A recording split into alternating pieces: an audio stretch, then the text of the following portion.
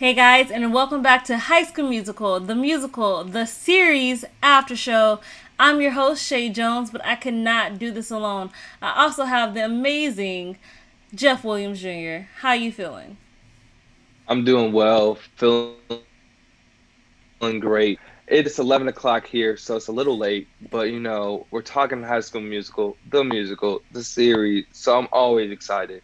How are you?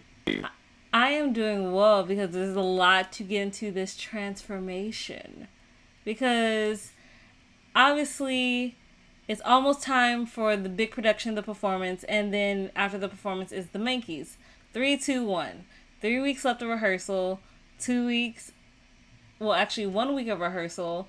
2 weeks until the run is done, and then a third week they get to go to the Mankey Awards.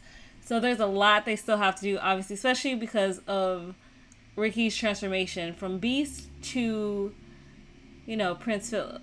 No, Prince, whatever his name is. Like, I don't think we ever Hmm. know what Beast's real name is. I know somebody knows this. I just blanked on it, apparently. But during Ashland's, song, like, sir, like, I understand, like, the fur is in your face. I totally get that, but dude, you're dead. You're not alive at this moment. And she's trying to help too by putting her hand, like, put it down, just like, let me get my part through before we let me handle this part.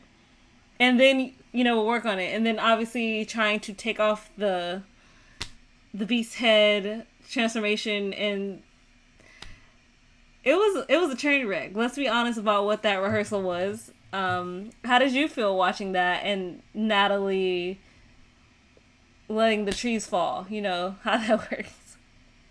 I mean, you said it spot on. It was a train wreck. It was bad to watch. I was wondering, I was like, this is reinforcing why I said he didn't deserve to be Beast because it's like, what are you doing? Like, why is acting? What's wrong this time? There's always something that's pulling him away from being an actor. So it's Nini this time. It's something else. It wasn't good. We have a week left. What's going on? And Miss Jen is definitely freaking out because she finds out that North High has the Broadway specs of how they did the Beast transformation. And obviously, they're being judged on not only their performance, costumes, but also the technical aspect of making the show actually run. So she's freaking out. Carlos is freaking out, which means everybody is freaking out because they do want to do a good performance. That, like, everybody wants to do a great performance. Not only just for Miss Jen, but also because, they also want to beat North High. But I also think for themselves to also prove that just because we don't have the same budget as you do doesn't mean it makes our show less, in a Hmm. sense. So everybody's going through that, and then we also have the relationships going through their own different thing. I want to talk about Carlos and Seb because it was just from start to finish. You can see these two people with a very two different personalities in a relationship, and also both have the same feeling of, we could passionately talk about Twitter, pop culture, and this, but when it comes to feelings, it's kind of like, uh, Hmm. we want to push it to the side. And I thought that was such a real moment, especially in high school. Like, unless you're a feelings type of person, if you're not a feelings type of person, that feels hard for you to talk to express yourself, because obviously Hmm. they're both passionate people, and they're very loving in their own way of how they deal with things. But like when it becomes to about discussing it, that, and I think that's the core what I love about the show, also exploring the aspect of knowing what your feelings are but being also able to express them, which I thought was really 100%. nice to see. And then Ricky helped Carlos create such an amazing song, and I think also people have been titling it the first ever LGBTQ plus love song that Disney has done. And it was so beautiful to watch. Everything about all the aspects were aesthetically pleasing, obviously, and just you could just tell these two people really care about each other. They haven't said the L word yet, but you can tell it's there, Hmm. and it just gave me all the feels. How did you feel? Obviously, watching how both Carlos and Seb feel about where their relationship is at right now. Yeah, it was really relatable because in high school, there's not a lot of communication. There's just like, oh, I like you too. Cool. We have mutual interests, and it doesn't go too much beyond that. But like you said, it was very relatable. Everybody has that relationship or has seen that relationship. And then you said that that was the first LGBTQ song in Disney's history. I didn't even think about it like that. I just thought I didn't even like realize that, but it is true. I just thought of it as like a love song to his lover. You know what I'm saying, or to his partner, and it was cool. I thought it was kind of funny, not funny, but that was cool that Josh, which is Ricky, was there to help him and kind of um, make the song with him, because I thought it was a good song. I thought it was cool how they collabed on that song. And then I think um, I'm pretty sure Josh has come out and say that he wants to explore Ricky's like sexuality and stuff, like in the news and stuff. So I was like, I don't know if I just remember hearing that when this was happening, but this might be like that would be cool if they did venture into that as well. Not saying it has anything to do with Carlos and Seb, but I'm saying that that would be cool if they did venture into that, because that's something he said in the media. Yeah, I think it'd be interesting to see if they do explore that aspect of Ricky's character, because that could also explain a lot, like about Ricky, and not in the sense that like not the selfish part, but in that sense of when you don't like if there's certain parts of you that want to go one way, but society says you're supposed to go this way. I Hmm. mean, there's such a war, and it's so true. There's a war that goes on with yourself, and because you technically can't even put words to it, you're angry. You're like you have such high anxiety. You don't know which way is up, and maybe you become selfish in certain ways because that's something you can control. Because technically, who you are, whoever you love, that is something that's without your control because that's just who you are as a person. Hmm. It's just who you are, how you were born. No matter what other people have to say about it, this is who I am. It took me a while to get here, and I'm learning, but this is who I am. But that's also the journey. So I feel like obviously if Ricky is also still reeling on the divorce part, but like if he's also has to deal with his parents' divorce, deciding who who he is, who he's Yeah. attracted to, like that's just like I'm just trying to life's just throwing curveballs at me at this point, and I just can't keep up. And I think that's maybe if they do explore that would just be amazing to watch Yeah. because it's so hard like for some people who are not in the LGBTQ plus community to comprehend how that feels because Yeah. not And I everybody's like Carlos who like knows who they are and is very proud of it like that. It takes a while to Mhm. get to that area depending on how you grew up or how you're raised or the moxie that you have underneath all that to be proud and own it at all times and not apologize for it. Yeah. And even if they don't even venture into that realm, it's still good that he was there as a friend to support him and to support love, because it doesn't matter what form it comes in. But to that notion, it would be interesting to see their main character go from um straight cis male dating the main female to like learning things about his sexuality, after learning things about his family and just learn things about himself and stuff. That would be a cool character development for Ricky for sure. Yeah, I'd be down to see that. And this is a nice little boys versus girl episode as well. More of the guy seeing the guys bond and how that looks and how the girls, including Seb, because he's having a whole argument with Carlos at that moment in the mix. And it was just interesting, obviously, to watch these two groups because we haven't really seen, like EJ said, like seeing kind of like being in that space, being in Big Red's basement since they were trying to save Miss Jen. So it was just a nice thing to see because we always see the characters sometimes all together, but not always like this, and I actually appreciated that. Mm-hmm. Obviously, in the girls' camp, I love the idea of the reversible fur to blue. Because first of all, we cheap around here. Like, let's be real, we ain't got the pockets. So if it can something make it easier to go from Beast to Prince, let's do this in a nice way. I'm down. I'm down for any DIYing. Okay, I've always been a fan. Let's do it. But then we get into little conversations, and something Nini is just not happy with. And in my mind, I'm still trying to figure out why she upset.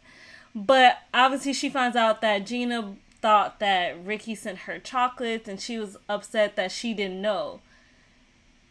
And in my mind, I'm like, would it have mattered if you did know? You weren't well, you were here because you came back and he went to Denver. But, I mean, that's a whole other conversation. But baby girl, why do you need to know about somebody you're not broken up with? No, I mean, I get why she wants to know. Like, she's why. So if your boyfriend, if another girl's like, oh, I thought your boyfriend gave me some flowers. Why is that? Why would you think that? What would make you think, oh, this was him? There was something there to make her think that. She didn't just think, oh, out of the whim, who could this be? There was a reason why she did it. Right. I So mean, that, granted, like, Gina could there's have more just said context. I was over his house before and I felt bad that my mom didn't send me. Yeah, okay. So yeah, if Exactly. Gina would The have went context. in and said Context. that. But also, I also just think Nini was being, and I don't want to say like this, probably unfeminist of me, just a little too sensitive about it though. At the same time, it was like that. I feel like that's the most unfeminist comment I could have just made, but it still fits for me because you went, you heard it, you said, why didn't you tell me? You got awkward, then you left, and then at a later date you still brought up secrets. Like, it wasn't, I mean, it was a secret to you, but it wasn't really a secret. It, like, and for Gina, it was just like, Gina's kind of just like deer in headlights. It Now, wasn't a secret because nothing happened. right? Like, You know what I'm saying? nothing happened. No lines were crossed. Nothing. It was innocent. I caught feelings for a moment. That was probably crazy of me, but hey, it happened. I moved on. I'm feeling EJ, but I'm not saying it. And I think, And I mean, also, like, yeah, go ahead. I was gonna say, what right does Nini owe Gina, or Gina owe Nini? You know what I'm saying? Like, at no point did she cross a line. At no point did she do anything to violate, like, their friendship, Nikki, Ricky and Nini's relationship. Like, she did none of that. And, like, to be real honest, they're not even that close of friends. So it's like she didn't do anything wrong. Which, And and that's and why it's like all I I did all I wasn't. did was catch feelings. So it's like I get it, Yeah. but what this whole thing doesn't do is communicate. No one communicates, and it's so frustrating. Okay, that is like, I mean, communication is, we're still like, we're working towards it, but We're I in do high agree. school. Like you said, Gina and Nini aren't close.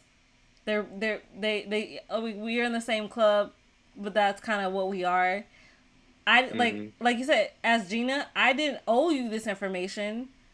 Ricky could have told you at any time. He didn't. Yeah, And I think for me, that moment, it was almost in a sense of trying to blame Gina for something as a quote unquote other woman when that was not the case. a scapegoat for It, sure. like you're using me as a scapegoat for unresolved feelings you still need to deal with. I mean, granted, you and Ricky did need a break. Let's be honest. Like, I didn't say you needed to break up, but you needed a break because y'all both need to figure out.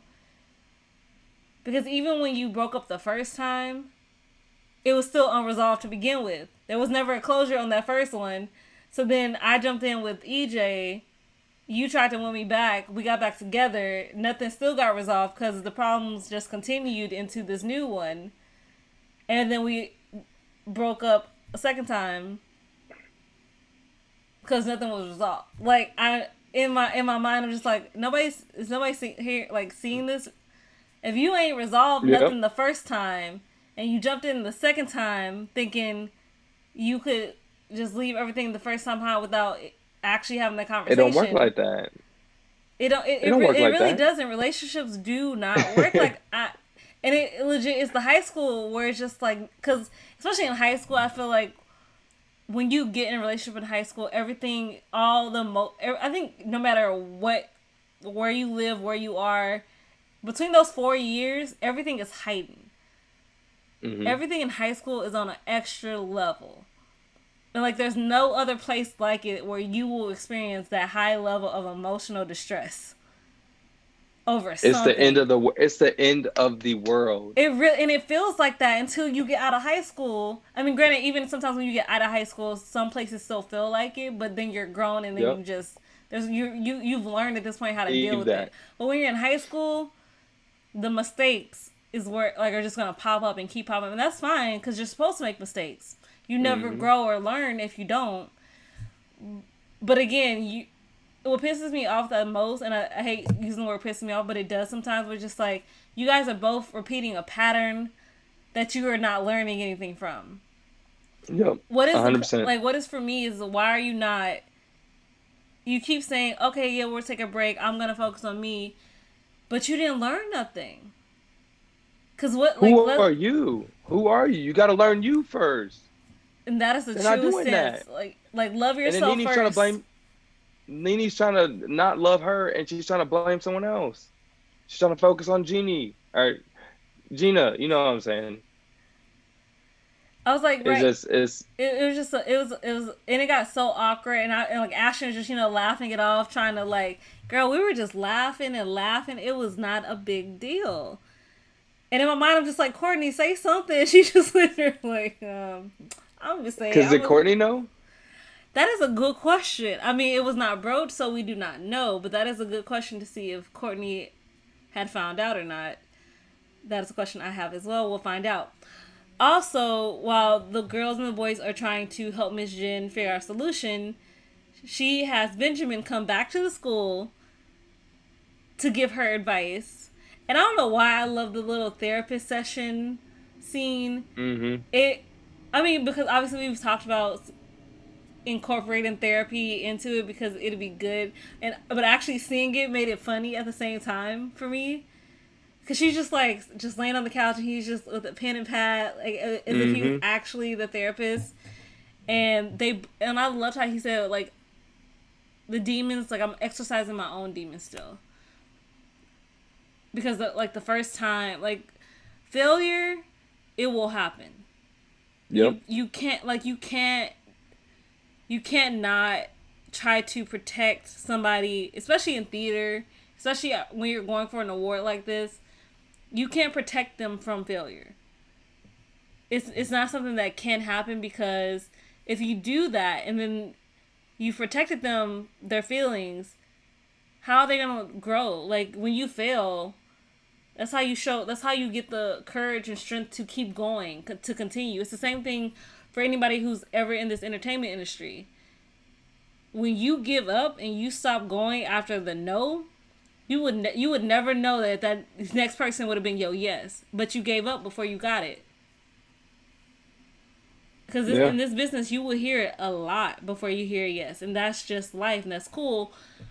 But you also have to also understand who you are. Are you doing musical theater or doing theater in general just because you want that validation? Because maybe the audience will give it to you, maybe they won't. But if that's the only reason why you're doing it, maybe just go find something else. Because you're not, like, you have to have the validation within yourself to still go out there, still give a great performance. And even if everybody doesn't like it, at least you know you did as much as you could on that stage that night to give your best show. And Big if facts. nobody likes it, cool. Cry, go get some breakfast, and you do it over again. And that's all she wrote. But how did you feel watching Benjamin and Miss Jen and all the tension that he really wants to say words, but he can't formulate them for her, and it's just so adorable. Yeah, it's a lot of sexual tension in the air from Miss Jen, and I love it. I just need Mr. M to just grow, just be a man, and like, look, I want to show you what a real man looks like, and just and just be that man for her. But no, I really enjoy their banter, their relationship, their yeah, I just love how they interact with each other, and I just hope that it can actually escalate into some kind of real date and see more, because right now they've been kind of playing will they won't they for a while. The love triangle, love square, whatever it was at the beginning, has kind of came down to just Mr. M. So it's like, will it happen? I hope so. And I think my favorite part was when he came in. Like, I got your text when I was halfway. First of all, he turned around. Let's just applaud the man for that. I'm gonna applaud Because in Mr. LA, M. I wouldn't I was not had a halfway home when I chance. got your text. I turned around, came back to my place of work, and stayed for another couple hours. Just applaud. And then second of all, she's like my kids are in trouble, and he's just like, how many kids do you have? Just and then Natalie's just in the cut, just like, First We're of all, not I talking about love this, but Natalie are we as a talking about character. this? I have missed her. She Mm-hmm. she is amazing to like just being added to any scene because she just adds to it. She's actually one of those actors or characters in a show where just like anytime they have their moment, they nail it. Point blank simple, it is Yep. always nailed. And I appreciate the actress that plays her in this character. One, because it's a lot of comic relief, but like it's a purpose to it at the same time. Like there's a purpose for her, and I really Yep. love that about her character. And I've missed her this season. I actually was expecting to see her a little bit more. I was hoping, but I was really happy to see her in this episode and just all those little one liners, like drop mics and then she be out, and it's so funny. Yeah, no, I agree. I would love for her to be back. I wonder if COVID has something to do with it, just to see what cast members they can and can't have in Utah. Just because, like, I mean, we have to be realistic with what they were dealing with. Hmm. So it'd be interesting to see how they're going to show this audience. You know what I'm saying? Because last year they showed a full audience with a lot of people. I'm sure there's CGI and stuff that you can do, but it'll be interesting. And speaking, I mean, I'm sure we're going to talk about it. But speaking of next week, they showed a clip of what's happening next week, and I'm surprised they gave us that much. I mean, it's gonna be interesting because they're actually gonna be in the theater this time around. It's not gonna be in the gymnasium like it was for High School Musical. So I am, like you said, very interested to see how that's gonna play out and what part of the audience we're gonna see. Because I mean, granted, it's TV and there's a lot of ways you can fake like you have a giant audience and no one will know. Hmm. Trust me, I've legit sat in the audience where there's been mannequins right behind me. So it's Yeah. interesting. It's fun to see TV magic at work, and I cannot wait. Especially EJ's Gaston, the makeup. I was like, my eyes kind of bugged out of my head for that one. I was not prepared, but I'm super excited just to see how the full production will go on. And speaking of a full production, EJ got some advice from Carlos that he decided to take. And I thought it was really a nice conversation because he said, I think the greatest thing that came from my time with Nini was me letting her go. But, Hmm. and obviously he has feelings for Gina. We've talked about this a lot and we've seen it. And they're both on different spectrums for reasons why they're kind of, should we go for that? Should we not? Should we just remain friends? And I liked what Carlos said, that are you really gonna let the one girl you let go not be the reason why you don't go for the one you want? And I don't know if that was Yeah. also for Ricky at the same time or not. Even though Ricky was just sitting there minding his own business, but you know, ear hustling is ear hustling at the same time because he's right smack dab right between them. Because he got a call from Miss Lily. First of all, how'd you? I'm sorry, you FaceTime me. Let's start there. Second of all, again, how'd you get my number? And what friend of a friend do you have that's a hacker? Hmm. And also, who's answering FaceTimes that you don't know the number to? Not Apparently me. in Utah, because Not I me. don't answer numbers. If it don't say your name on it, you don't get an answer. So They again, don't even get a TV, phone high call, like school, cool. Do let what alone you a do. FaceTime. Just answer the phone. And I will say this with there's a lot of things I have to say about that conversation, obviously, but one of the bigger things for me was when she commented about Big Red and Ricky. I mean, he looked at Big Red, but he didn't do anything in defense. And I don't know why I feel a certain way about him just saying he should in defense of Big Red, but I feel like he should have said something in defense, Yeah, especially when he's in the room and can hear. I Because feel all he that. was just like, yeah, I remember him. You're in his basement. You should remember him. You've known him since you were kids. How did you feel about one Lily calling him, and then just all of that into between? I didn't take it that he was trying to look down upon Big Red or Yeah. act like he didn't know Big Red or any of that. I honestly took it as like, yo, this is awkward. Big Red, you see this? Like, yeah, I know who you're talking about. Like that's the kind of vibe that I was getting. Okay. Like through that whole thing, like, well, you remember that guy? It's like, yeah, I remember that guy, but I'm not gonna show you he's right here because like this is weird. You know what I'm saying? Like he doesn't want to like make it look like there's a person right next to him, but like I kind of got him just like kind of weirded out by the thing. But to that same point, I would have not answered. I don't know why he did answer, and he stayed on.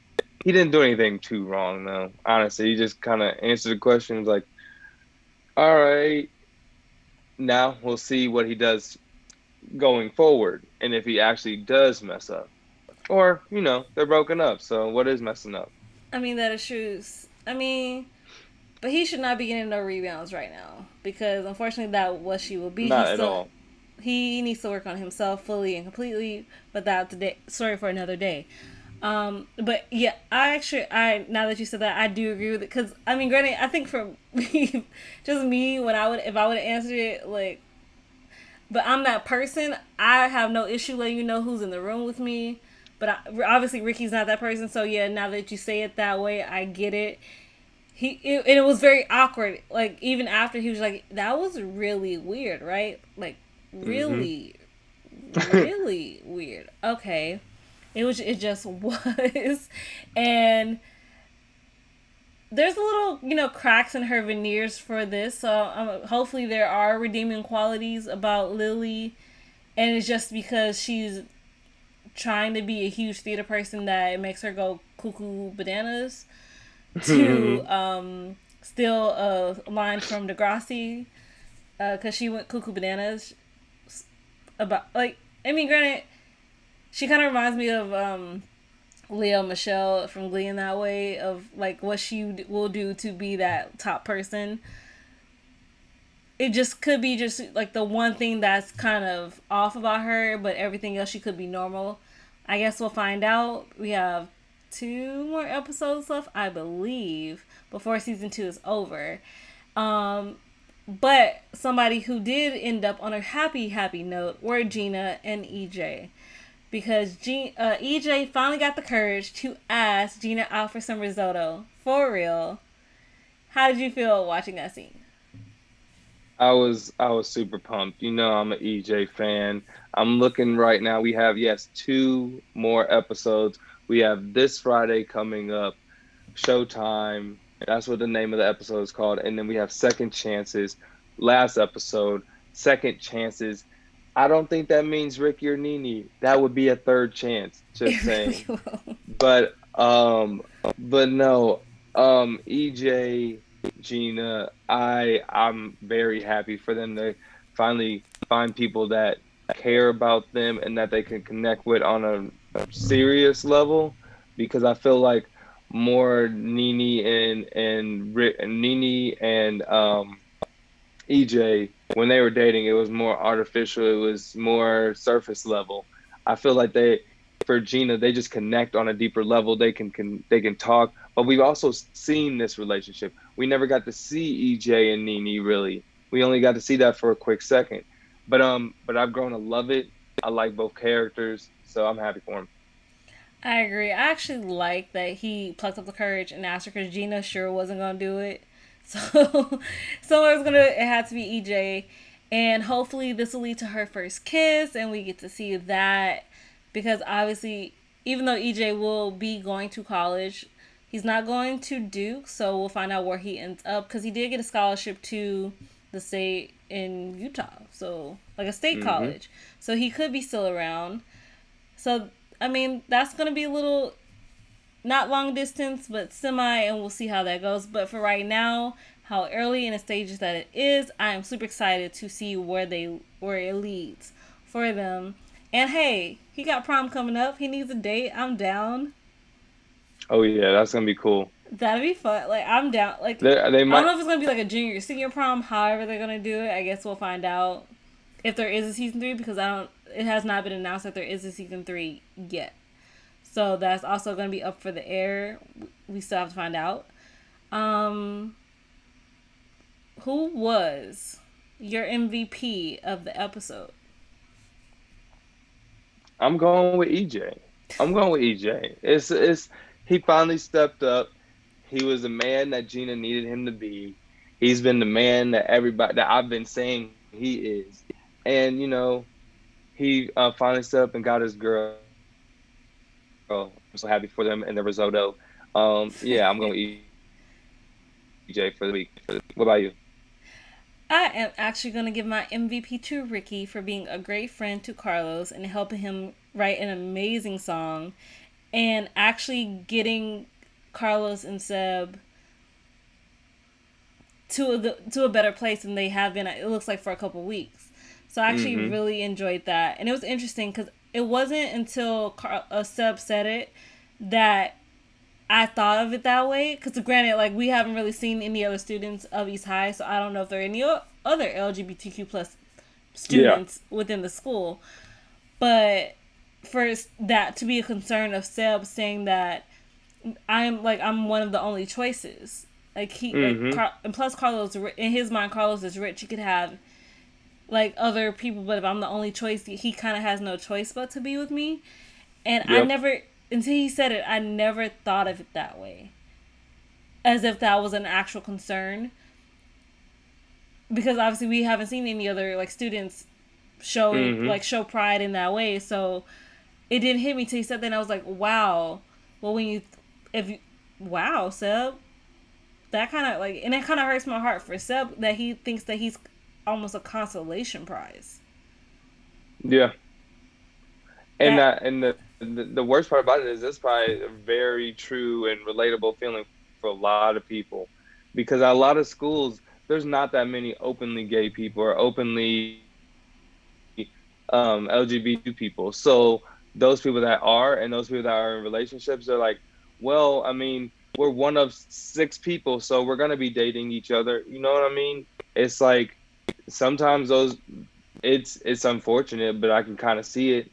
It's almost like if black people were like, okay, well, we're gonna stick together in a sense. It's almost like that sticking together, and there's not that many options, but like not it's this is not apples to apples in no way. it's like apples to Uh, oranges or pears. yeah, exactly. But what I'm saying is, people can relate to the fact that like, oh, if there's only so many options, and you feel insecure because the person that you love is on this high pedestal that you see, you're gonna feel insecure no matter what. Yeah. I'm really loving this season. I'm liking what they're doing. I really do hope we get a third more because I think there's so many other characters that could get fleshed out and hopefully more developed in that sense. Because Hmm. I think I really do want to see Ricky's journey on a third season and see what that looks like before himself. Not for Exactly. Nini, not for his dad, his mom, Miss Jen, this, that, any other. But it has, and like it has to come for you if you want real change. It really does. Everybody can want it for you, but the only person who can actually do the change is you. So I really would love to see what that journey for Ricky would look like, whether it's exploring his sexuality, dealing with all his inner issues, dealing with being a Hmm. child of divorced parents, because that also takes that's a whole different other mental capacity that you have to deal with as well. So I really would want to see what that looks like. Obviously, next week is going to be crazy. Jordan Fisher is going to be in it, and I cannot wait to see if he's playing himself, what's happening. Is he Gina brother? I don't know. I am super excited because it's gonna Oh, be okay. down. It's So just you gonna haven't be. seen the clip then? I have not seen the clip. Okay, because they established who he is in the clip. Who is he? He's our older brother. I was right. Cool. So like, even though I did not know, ha ha ha, I'm smart. Yeah, I'm so and excited. it's unfortunately like a lot of people. Well, not like a lot of people in our life, but he has to leave before the end of the show, and that is the clip that we see. Aww. And she's like, I'm just glad I got to see you, and I'm like, that's his family. You just want to be able to see them because you never know how much time you got with them, especially when they're older. You just like you're in different parts of the world or whatever. So that was kind of cool. But that's the clip they showed. So I'm like, hopefully there's more story to be told and not just you just gave us his whole cameo. We're gonna find out. I cannot wait. Guys, Jeff, tell the people where they can find you on all social media platforms if they don't already know. If you don't know, you should, but now you will. You guys can follow me at Jeff Will Jr. on all your social media platforms. And you guys can follow me at Real Shay Jones on Twitter and Instagram. Well, actually, everywhere is my at Real Shay Jones. I take it back because I changed everything. I keep forgetting that I did that. That's fun. But guys, we'll be back next Tuesday, 7 p.m., going into showtime because the show must go on.